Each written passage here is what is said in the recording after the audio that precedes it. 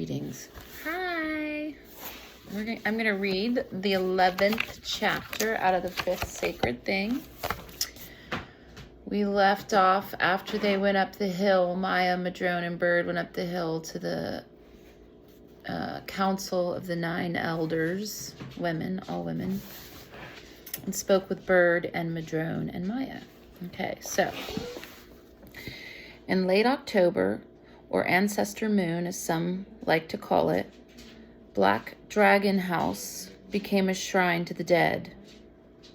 Over the years, Halloween, now called by its original Celtic name of Samhain, had merged with the Mexican Day of the Dead, El Dia de los Muertos, one of my favorites, celebrated on November 2nd. Now the holiday season extended for weeks. Families set up their altars in memory of loved ones. Children sucked on sugar skulls and played with toy skeletons. Dancers, musicians, and artists prepared the most elaborate pagan rituals of the year, while the sisters next door celebrated masses for All Souls and All Saints. On the final night, half the city turned out in skeleton masks to parade through the streets. Bird flatly refused to attend any public gatherings. "You all go ahead," he said. "I'm just not ready. I'll be fine by myself." "Don't be stupid," Madrone said. "We can celebrate at home this year. You don't have to for my sake." "Maybe we want to," Holy Bear said. "Maybe we're grateful you're back among the living, not ranked with the beloved dead." They prepared the house for their private celebration. Up in the ritual room, votive candles burned continuously before old photos. Sage and Nita cut banners out of thin-colored paper and tacked them along ceiling beams and table edges. Holy Bear raided the garden for marigolds, the flower traditionally used for offerings to the ancestors. Maya made an altar for Johanna and Rio that commandeered one corner of the living room. In Johanna's favorite chair, she placed a stack of needlepoint pillows and a rainbow-colored knitted afghan. On Rio's, she folded the stained sleeping bag he'd carried on so many trips. On the table between them, she placed books, along with brightly painted skeletons she had bought in Mexico long ago. A female skeleton addressing a group of children for Johanna, a male skeleton carrying a basket of food for Rio. And candles, votive candles in glass jars with inscriptions to High John the Conqueror and the seven African powers, the Orishas, and shells, small cowrie shells on a basketry plate for reading oracles, large cowries for abundance, conch shells with their openings carved for blowing, beach shells and rocks from the coast. Along the table's edge, redwood boughs and pine cones surrounded big mugs that would once have held coffee but now held the substitute brewed from grains. "One more epidemic, one more round of deaths," Maya sighed, "and the living are going to be crowded out of the house between Samhain and Yule. As it is, there's no free horizontal service to set down so much as a teacup." Madrone set up a small altar for Sandy next to the door of the room that was now Bird's. She covered the low table with red cloth, and beside his picture she placed a collection of herbs and tinctures, his flute, a bowl of rice, his poetry books, and his stained gardening gloves.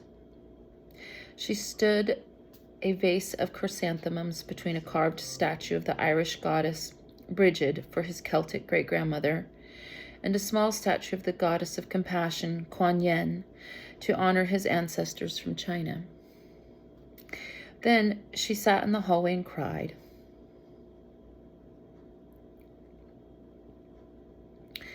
After a while, she heard Bird's heavy footsteps clumping up the stairs. He came and sat down beside her, and he put his arm around her shoulder, not saying anything, just sharing her grief. She felt comforted to have him there. These were the good moments, when they could just be together, without arguing, without worrying about what was going to come. Finally, she stopped crying, and he kissed her. "Did you set up an altar for me when I was gone?" he he asked. I tried. Maya would never let me. She said it was bad magic. It was wishing you dead. We had terrible fights about it. What would you have put on it? She hesitated for a moment, then said, Your guitar, of course. I tried to set it up on top of the piano. I had a miniature windsurfing board and a pair of skis and candles and flowers. His silence intensified so deeply that if she hadn't been touching him, she would have believed he had disappeared. Where did you go? She asked. What are you thinking? I was thinking you might as well just have set the altar up. That bird is dead.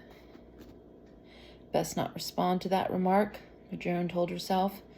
Instead, she asked him what altars he was planning. Maya and I did a small one for my mother in Maya's room, he said. You could come see it. It's beautiful. Maya saved all of Mom's rock collections from the time she was a girl and her notebooks, where she had worked out the original theorems of intelligent crystal technology. Maya's the world's worst pack rat. She can't get rid of anything. The whole time we worked on the altar, Maya kept grumbling. I named her Bridget for the goddess of poetry. And what did she like? Rocks. Nothing but rocks. Other girls played with dolls. She played with rocks. Talking to them, dressing them up, giving them little rock tea parties, counting them over and over again. How did I produce such a child like that? Madrone laughed. She ought to be grateful. If it wasn't for your mother's way with crystals, we wouldn't have the net, and Maya wouldn't be writing longhand instead of tapping away on her keyboard. What are you going to do for your dad and Marley? Just play their music. I fixed the speakers on the sound system, and Maya has a whole collection of discs. Every saxophone solo my dad ever blew, and all of Marley's percussion recordings. I should do an altar for my mother, Madrone said, but somehow when it comes to the point, I never can. I don't know why. Holly Bear did a nice one for his mom, dripping in lace, and with a nice picture of her. I don't remember her ever looking so beautiful in life. But then she already had cancer when I first knew her. We're lucky we come of Africa and Indio stock. That milk-white skin is a real liability. She's chattering, Bird thought, dodging something. Do you remember your mother clearly? Madrone looked up at him. Why do you want to know? Memories are precious, even bad ones. They make us who we are.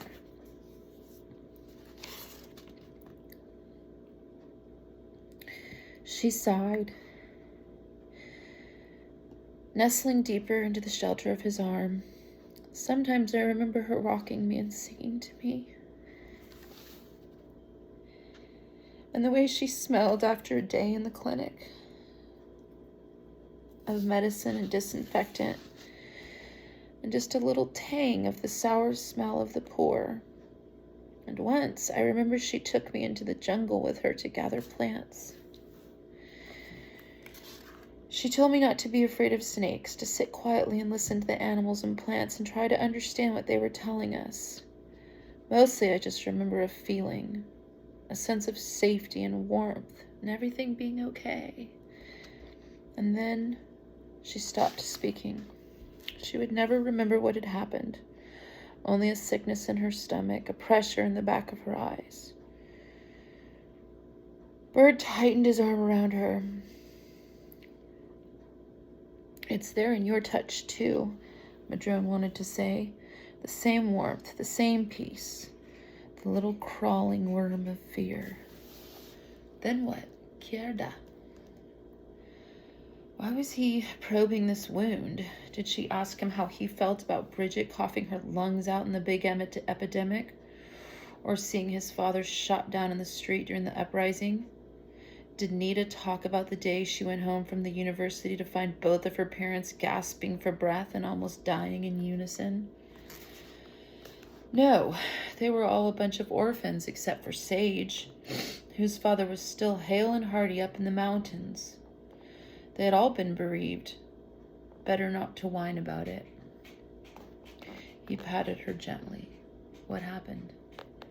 Then I remember this bare little room in a bare little house where there wasn't much to eat, but I couldn't complain because everybody was so afraid there. I never saw her again, but somehow I knew she was dead. He held her closer for a moment, but she pulled away. Then Rio came, she went on quickly. I'd never seen a man who looked like him before, with such white bushy hair and eyebrows and a big white beard, like the pictures of Santa Claus in one of my books, although not as fat, so I trusted him. I thought he was going to take me to the North Pole. Bird laughed. Was it a disappointment to land here instead? A bit, Madrone admitted. I wanted to see the reindeer. I remember when you arrived, the first night when we all came over here for dinner to meet you. My mom and dad and Marley and me. How old were you? 6, 7? You were so little and pretty and sad. You were nice to me, Madrone said. You and Marley went outside to play ball, and you asked me to come along, and you spoke Spanish to me because I wasn't used to so much English. Your accent sounded pretty funny, though. I fell madly in love with you, Bird said. You awakened some instinctive male protective urge in me. Madrone stiffened abruptly. Well, you can curb it now, she snapped. We're not 7 years old anymore. He pulled back from her. Where did that come from, he wondered. We were so close just a minute ago, but she's like a cat with a wound who lashes out when you stroke too close to the sore place. And aren't you the same? A voice asked him. We could fight now, he thought, but instead he grinned at her. But I'm still madly in love with you. She stuck her tongue out at him, and he caught it between his lips and wrapped his arms around her and kissed her tenderly. Here's the peace, the safety that was shattered long ago, Madrone thought, in his arms. I should let him shelter me a bit, stop jabbing at him, leave my own fear behind. But the fear remained.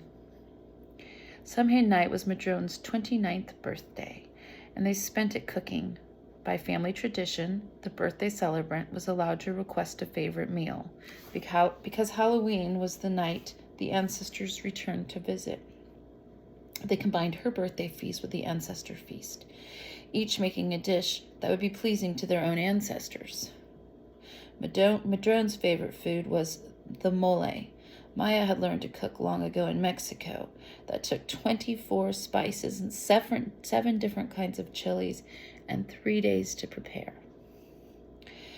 That's bound to please somebody dead, Madrone said. Rio always liked it, Maya admitted, even if all his ancestors were Irish and Cockney. I'll mash up some potatoes on the side. Madrone insisted on cooking too, even though it was her birthday. She made pupusas in the style of Guadalupe to placate the ghost of the father she never knew. Holy Bear baked challah.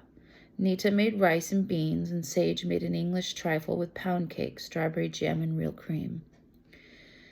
What should I cook? Bird asked, feeling a little superfluous in the flurry of activity that filled the kitchen. A salad? Nita suggested. Yeah, I could do that. He didn't sound excited. What did your dad like? Greens, black-eyed peas, cornbread, sushi, Thai shrimp soup, and that cream of carrot soup that Johanna taught my mom to make. Well, Maya said, you cook up a mess of greens and vinegar, and Johanna may well materialize.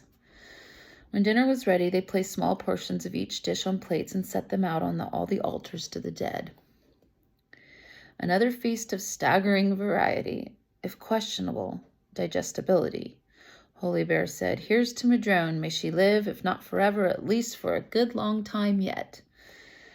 Over dessert, they told stories about the dead. Madrone told the one story she knew about her father, how he had been a student in the University of Guadalupe until one morning he stepped out the front door and tripped over the body of a child who had died in the night from the hunger. Instead of going to class that day, he had gone to the mountains to join the revolution. Bird talked of his brother Marley, how in the drought of 33 he had gone up to Twin Peaks and drummed for 4 days without stopping until the rain came. Nita spoke of her great-grandmother who had come over from the Philippines after World War II and raised 8 children alone after their father disappeared with another woman.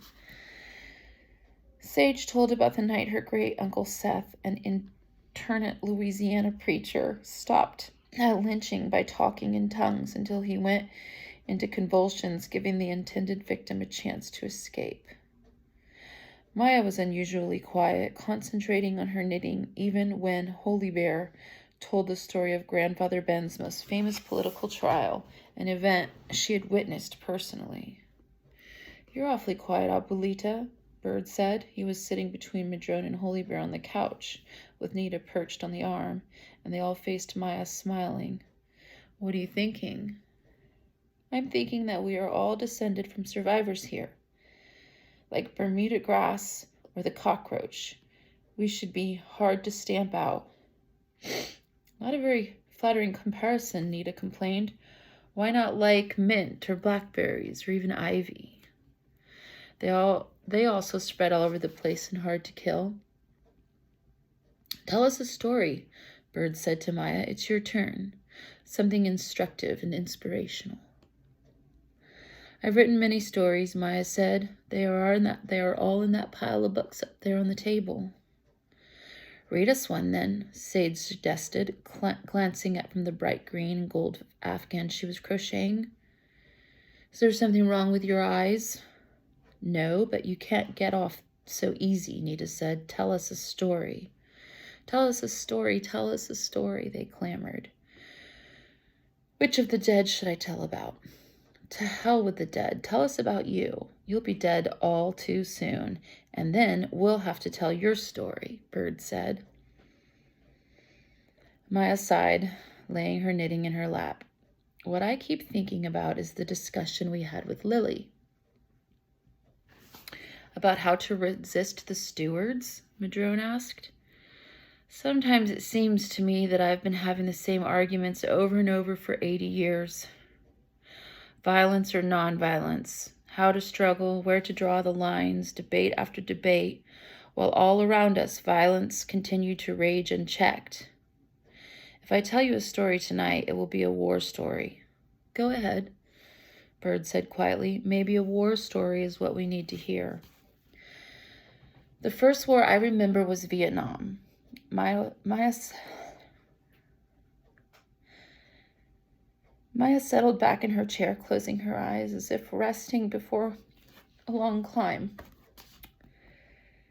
"We used to watch the evening news, Rio and I, on an old black and white TV.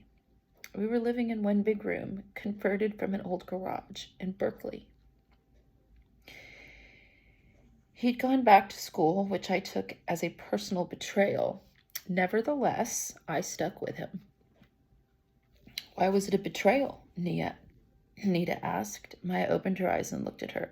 "Because when I first met him, he seemed like someone from another star, unbound by the mundane, an outlaw, a pirate, a savior in black leather jacket with hair halfway down to his ass, which in those days marked a man as a radical.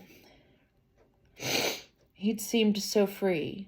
We lived on air, traveling up and down the coast in his van, stoned out of our minds with rock music blaring out of the 8-track. We'd made love on the beach in a rainstorm with waves breaking over our naked bodies. How could a man like that take midterms and worry about a grade point average? Besides, my mother was constantly nagging me to go back to school. I couldn't forgive him for doing what I was so strongly resisting." "Why didn't you want to go back to school?" Nita asked. "I dropped out and ran away after Johanna and I got busted. Caught, that is, making love on the locker room floor of our high school gymnasium after taking a little too much LSD. After that, I couldn't stand structures, hierarchies. They all seemed false to me, arenas where people preened and postured and attempted to impress themselves. I didn't want that. I didn't want a degree. I wanted an absolute enlightenment by the great straight upward path, something real."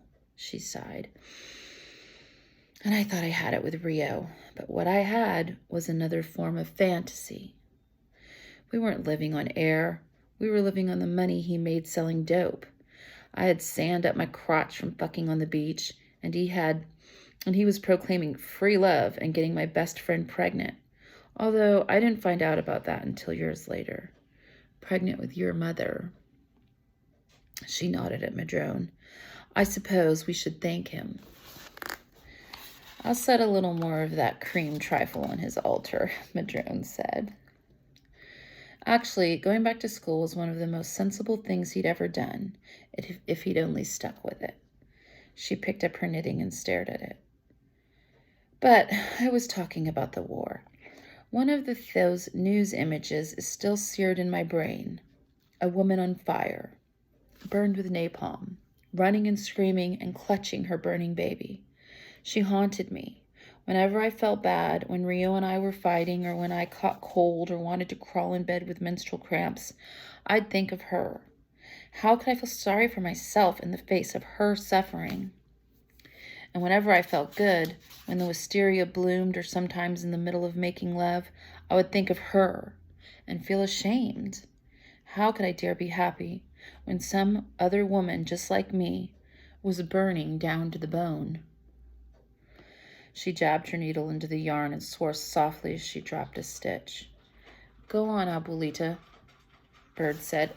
Skylar, get out of Roxy's food bowl now. You have had your breakfast. Come over here and stay out of Roxy's food. Nice try, but no go. Lay in your bed. Thank you.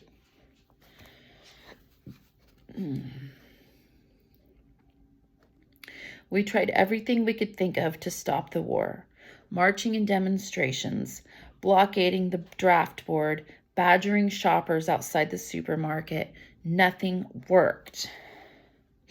The war went on and on. Rio's brother was killed in it. That's when he started drinking, coming home late and passing out on the couch, breaking up the furniture. He dropped out of school. But I was not happy about it. He'd begun to frighten me. But you stayed with him, Sage said. I continued to persuade myself that each binge would be his last. What can I say? I loved him. And I wasn't clear on my alternatives. Anyway, the longer the war went on, the more frustrated we got. We went from singing Ain't Gonna Study War No More to shouting Off the Pigs, from shouting to smashing windows and setting bonfires in the streets. Most people never went any further, but the atmosphere was changed. A few of us, like the group Rio and I joined, we started parading around the woods with guns and talking about bombs. It seemed justified, compared to the violence being done in our name to the Vietnamese. Compared to the violence of the police against us, what did it matter if a cop car got torched now and then or the Bank of America burned? Bring the war home. That was our slogan. That's understandable, Bird said. Perfectly, Maya admitted. Still, it was a failure of imagination. That's what I regret. What we might have done if we hadn't let our vision be constricted. And I knew it at the time, but I didn't know how to talk about it. I knew it from one of the big riots in Berkeley. I don't even remember exactly what issue it was now, Cambodia or People's Park or whatever, but they'd brought in the National Guard, and there were troops up and down Telegraph Avenue and barricades and helicopters overhead. They'd set off tear gas, and the whole crowd was running and yelling in rage and panic. I'd lost Rio in the confusion. My eyes were burning, and I was running with a cop behind me. When I heard this loud, sharp sound, they were firing into the crowd. Just birdshot, but I had no way to know that then. I thought I was going to die. Suddenly I got very calm. I didn't want to run anymore, so I slowed down. And the cop ran right by me and started chasing somebody else. If I was going to die, I wanted to do it with dignity, consciously. So I started walking very slow up the street towards the shots. Everyone else was running away. Around me was all this motion and commotion, but I was a stillness at the center. I walked straight up to one of the guardsmen who were firing at us and just looked at him into the eyes. I wanted to see who it was that was going to kill me. He was young, about my age. His eyes were brown, like mine. And I could see he was scared, like I was scared. We were just the same. All of a sudden, I knew that, and he knew it too. And I could see it in his face. His hands were shaking, and he lowered his rifle.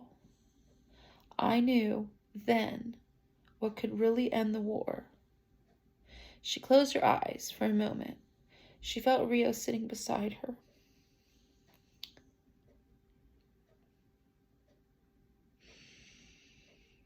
His big hand on her shoulder. I wish I had been able to tell you, she said to Rio, to cut through all the rhetoric we spouted, and make you understand. But instead I just went along with you until it got too weird and I had to leave. Do you forgive me? Madrina, Madrone said softly, speak to the living, not the dead.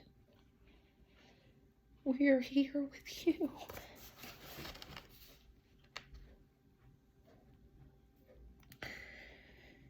Maya opened her eyes, but they were gauzy, distant. She spoke softly, half entranced. I ran away from Rio to the mountains, where I stayed alone until autumn. It was a dry year. The snow was late in coming. Other backpackers left me food, and I learned to survive on very little. Every night I dreamed that Rio had somehow managed to find me, that he was lying next to me, cradling my body in his arms. Every morning I woke up alone. The rocks were very beautiful up there, clean granite, gray-white with dark flecks and little sparkles of quartz. After I'd been alone for a while, they began to speak to me. Everything came alive, and it had its own voice, and I could hear it. The goddess claimed me, although I didn't yet know any of her names. Without knowing the word for it,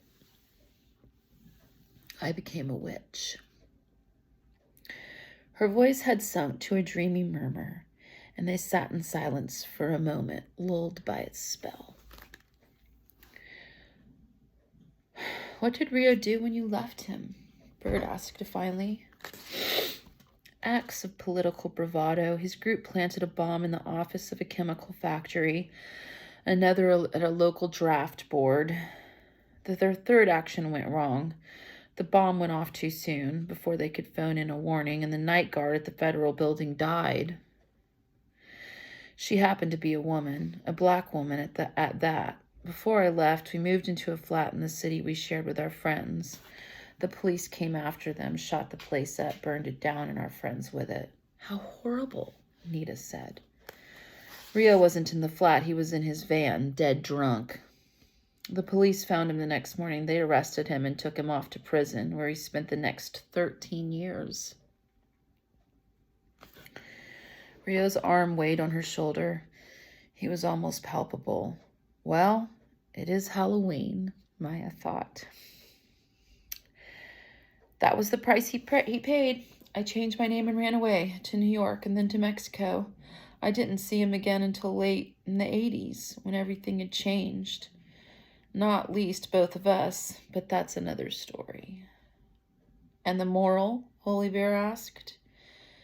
The ends don't justify the means, Maya said. That was what I learned from Vietnam, from the war and the protests against us. The means shape the ends. You become what you do. It's almost midnight, Sage said. Shall we go upstairs? They lit candles in the ritual room at the top of the house, cast a circle, invoked the Reaper and her counterpart, the Guide. Maya led them down the trance roads to the shores of a dark ocean. A ship lay waiting to carry them away to the island, the place in the spirit worlds where the dead and the unborn walked in the orchids of the goddess beneath ever-fruiting trees. Maya was staring down into the center of a dark cauldron. Inside, spiral galaxies swirled in the dark night sky. The turning stars were the souls of the dead, of the unborn. They were all fates, all possibilities. One star flew toward her, growing huge and white hot until it burst, and Johanna stood beside her. She's gonna go, Johanna said. That girl's gonna go.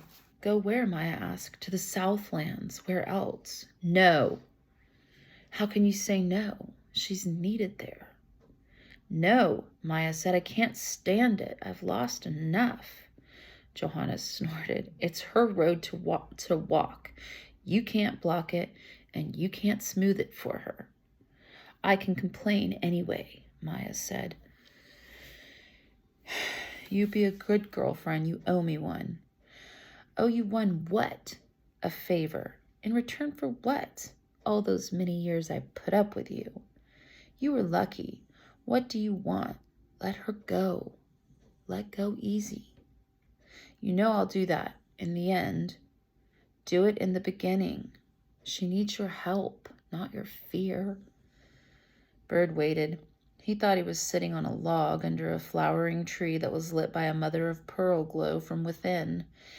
He wondered who would come to him, his mother, his father or brother, Cleese, Zora, or Tom, or himself, maybe that bird who skied and ran, whose supple fingers were the instrument of great music. What would that bird have to say to him now? In the stillness, an old man approached. It was Rio. He looked old but vigorous, his white hair shaggy and his beard full, but not like Santa Claus, Bird thought. There was nothing jolly about him. What was it like for you all those years in prison? Bird asked. Rio seated himself on a mound and fixed his eyes on a high branch. I was terribly lonely. Maya never wrote to me, my family disowned me, and I despised myself. Why? Bird asked. Because of the woman who died? Because I traced all my mistakes back to my own weakness. The drinking and the drugs were a part of it, but at the core was a kind of cowardice, a sliding away from pain. I had to face that in myself, and it was the worst time in my life. But I got lucky. How? I was in the punishment cell one time for a long time, too long. All the windows were blocked and the door was solid steel. There was no light. Eventually, I couldn't bear it any longer. I wanted out so bad I was shaking, and there was no way out. In a little while, I thought, I'd begin to scream and never stop again. I tried to calm myself by remembering things, Maya's touch, and the wet smells of sex, but it was intolerable. It just made me ache and rage. Then I started to remember the wind on the coast and the fresh rain on my face and the clean, cold air roaring in over the ocean. I concentrated on it, that clean, clean wind, until I began to dream about it. When things are really bad, you begin to think you could pledge your life to anything that touches you with kindness. There was one ray of sunlight that leaked through the window cover. It was the most beautiful thing I'd ever seen. That narrow beam of light. And I began to feel like I could talk to it, could ask it to speak for me, to the wind and the rocks, and ask them to forgive me. But then I realized that the sunlight and the wind and the rain and the rocks didn't care what I'd done or left undone. It had nothing to do with them. The grace they offer can't be earned or lost. It's just their nature to cleanse and scour and heal. I had always been afraid to face myself. Somehow the memory of the wind gave me courage. I felt stained and heavy, like tar that clings to your feet after a walk on a spoiled beach. But when I made up my mind to turn toward my own pain, everything changed. I found myself face to face with a beauty that offered itself in every dust mote dancing in a crack of light. In me, no less. So I healed, slowly. There seemed to be a kind of compassion inherent in the very nature of things. I pledged myself to that. I swore my hands would never kill again. Rio changed as he spoke, beginning to glow like the trees, but with a golden light. I don't shine like that, Bird thought. I'm still heavy, opaque with bitterness and hope. When I was in their prison, all I thought about was getting out, Bird said. You were never really in despair. Maybe you never will be. You had nothing to reproach yourself with. But I did kill a man. When? In our action, one of the operators of the plant, a big, freckled, white-skinned guy. He came at me roaring and called me a nigger, and I don't know, my hands just seemed to pull the trigger of the rifle I was holding. Then his eyes were staring out, surprised, glassy as marbles, and then there was blood leaking out of his mouth. Then his face turned into my father's face, lying dead on the ground before me, Bird thought, but he didn't admit that, even to the dead. How should I feel about that? Bird asked.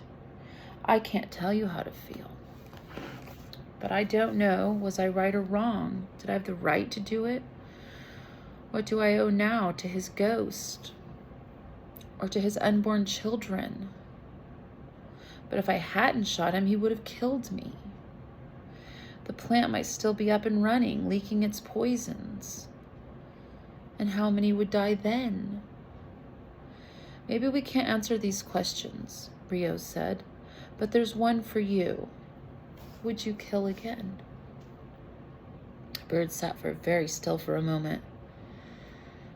No, he said finally. Oh, maybe I would if there was no other choice, but I'd rather try Lily's way, even if I'm not convinced it will work. There is always a choice, Rio said. Sometimes the choice is to die instead. It's not death that scares me, it's losing. Losing this city, seeing it turn into what the Southlands have become. I'd happily die to prevent that, but I'd hate to die and have it happen anyway. But what would you kill to prevent it? Rio asked. I don't know. Really, I don't know.